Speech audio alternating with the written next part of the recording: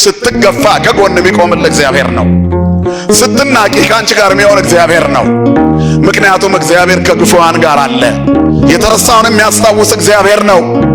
የወደቁትን የሚያነሳ እግዚአብሔር ነው። ልብሳቸው የተገፈፈውን የሚያለብሳቸው ከጸጋው እግዚአብሔር ነው። የተናቁትን የሚያከብር ማን ነው ወገኖቼ? እግዚአብሔር ብቻ ነው።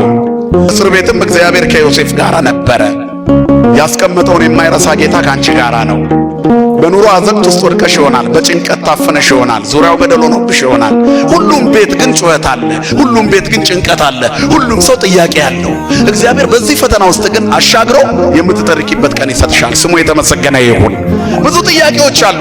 ጓዳ በብዙ ጥያቄ የተሞላ ነው። መኝታ ሰላም አጥቶ ሊሆን ይችላል።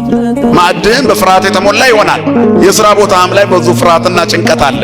ሰማዩ ድፍን ብሎብሃል። ምናልባትም ምድር አስጨናቂ ሆናብሃለች።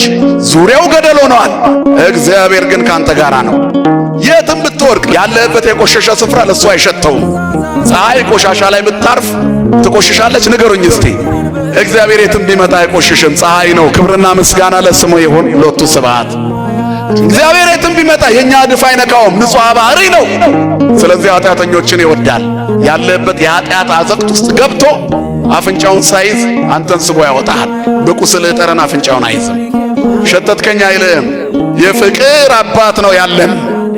የርኅራኄ አባት ነው ያለን። ያወጣናል፣ ባለ ታሪክ ያደርገናል። ስለዚህ ገብተሃል እስር ቤት ግን አለው ትወጣለህ። እግዚአብሔር የሰጠውን ራእይ ተግባራዊ ሳያደርግ አያሳልፍም። በአንተ ላይ እግዚአብሔር ሥራ አለ። ቸኩለህ አትለፍ፣ አትቸኩል። ችኩል ሰው ወደ መጉደል ይቸኩላል ይላል መጽሐፍ። በሥጋ ግብታዊ አትሁኑ እህቶችና ወንድሞች።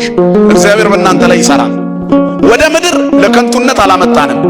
እግዚአብሔር በአሕዛብ መካከል ራስ ያደርገናል። በእንክርዳድ መካከል ንጹሕ ስንዴ ያደርገናል። ይችላል አይችልም? እግዚአብሔር የዘመድ አውራ ማድረግ እግዚአብሔር ይችላል። ጅራት የነበረውን ራስ ማድረግ እግዚአብሔር ይችላል። ከትቢያ ማንሳት እግዚአብሔር ይችላል። ግን ስትቆም አትርሱ። ስትቆም አትርሹ። ተንከባለሽ የለመንሽው እግዚአብሔር አቁሞ በእጆቹ ደግፎ ቀና ሲያደርግሽ አትርሹ፣ አትርሳው።